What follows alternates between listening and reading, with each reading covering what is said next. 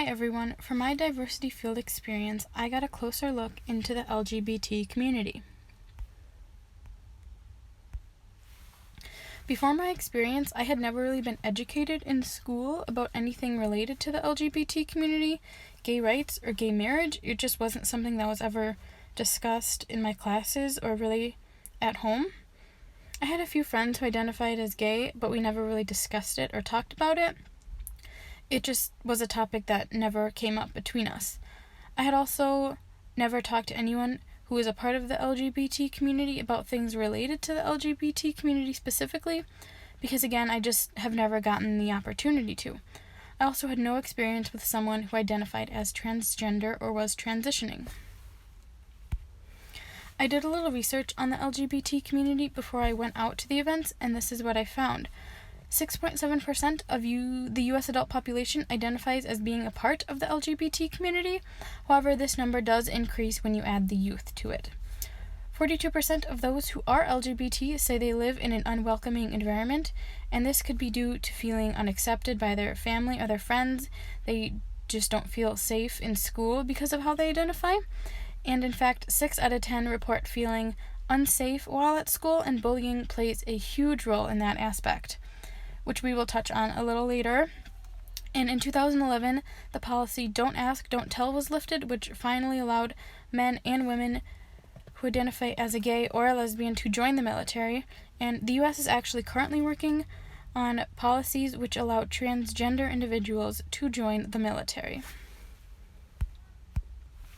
So for my experience, I attended multiple events on campus put on by the LGBT Center, and after the events, I interviewed a few people who identified as either gay, lesbian, bisexual, or transgender. Everyone I interviewed asked to remain anonymous, so I will not be mentioning any names. While the events were great, I learned a lot more from talking to people in my interviews, so I will mainly be focusing on those. I started off my interviews by asking the simple question, what does love mean to you? The answers I received were all very similar from each person. Their responses were loving yourself before anybody else, accepting each other for 100% who they are, doing things you never thought you could do, freedom to be yourself, and to feel so many different feelings. While these answers were all very generic, I kind of figured they would be. I'm sure if I had asked those who don't identify as LGBT that same question, their answers would also be very similar. And this just confirmed for me that no matter who another person loves, we all have the same basic definition of what it means to be loved and how it makes us feel. I then asked them to describe to me what it was like growing up part of the LGBT community. Their answers were all very different here. Some came from very open and accepting households where their families celebrated their differences and accepted them fully, where others came from more religious families and did not necessarily feel accepted by members of the family, or they just felt they were a disgrace. And puberty was a big time for them because that's when these individuals all started to feel different from their peers. They were having feelings for people they felt they shouldn't really have feelings for, and they didn't necessarily feel safe being themselves at school or around their peers, their friends, or their family at home, and they were all very confused as to what all of it meant. Many also did not feel comfortable talking about their feelings they were having with anybody out of fear of bullying and just not being accepted by others.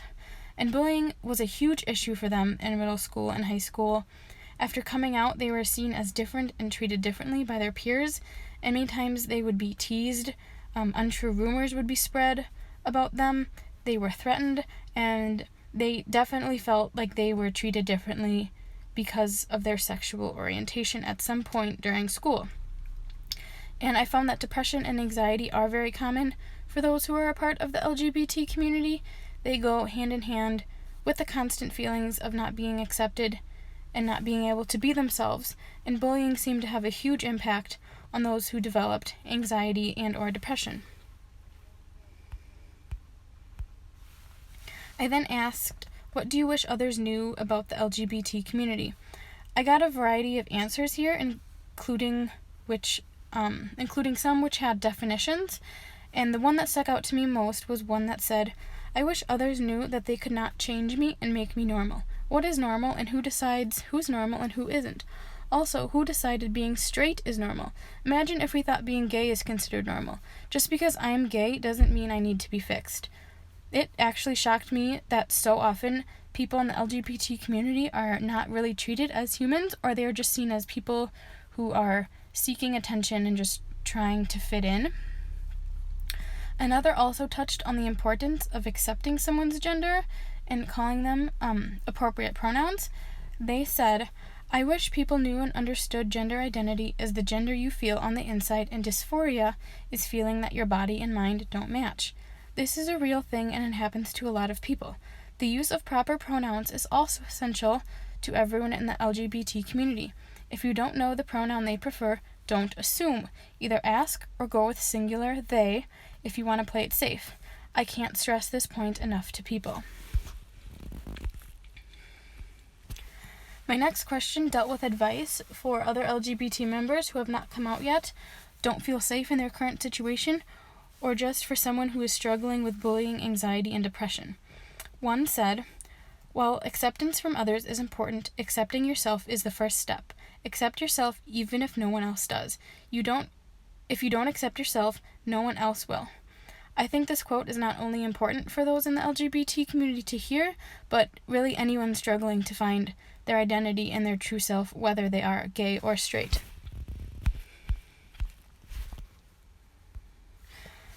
My final question was asking about where you see America in the next 10 years in regards to LGBT rights and acceptance.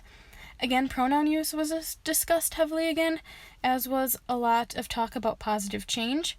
And they said America has made positive strides towards accepting the LGBT community and giving them more rights, but they believe more positive change is coming, and they just want more rights, essentially, than just to legally be able to get married. They touched on a lot how they would like to see more rights in the workforce next for the LGBT community. One talked about how they would love to see more LGBT members in political offices to get just better representation of the community itself. I learned a lot from this experience. Talking firsthand with a few people in the LGBT community really opened my eyes to their day-to-day experiences and what their life has looked like up to this point. I learned that everybody is different and has different experiences. No two people in the LGBT community are the same or feel the same way. Each of their stories are unique to themselves. I also learned how prideful many LGBTs are. Many are so proud of themselves, others, and everything they have accomplished personally and as a community. While they have made big accomplishments in regards to rights and acceptance, they still have a long way to go, and they know that they have accepted that, but they have not lost hope, and they know positive change is coming.